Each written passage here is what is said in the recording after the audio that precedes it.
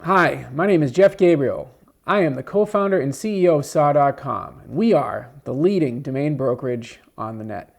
We're always writing fresh content to help viewers like yourself understand and love the same industry that all of those that work with me at Saw.com have grown to love.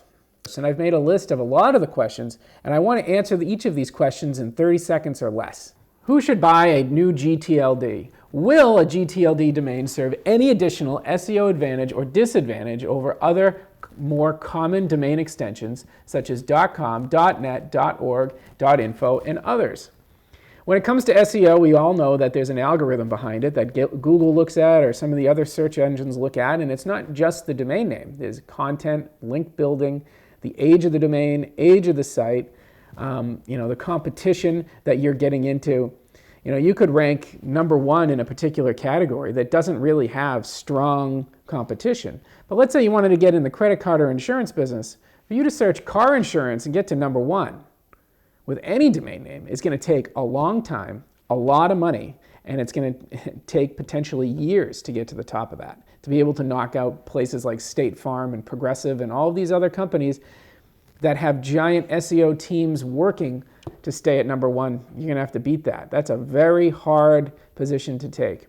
But to talk about the advantages and disadvantages of SEO having to do with extensions, there was an amazing, and I'm going to link to this in the video, there's an amazing study done by a colleague of mine, Bill Hartzer, where he did register and put content on many of the new extensions. And the extension of the gTLDs that actually ranked the most after reading this report was .xyz, surprisingly, and even beat out .com.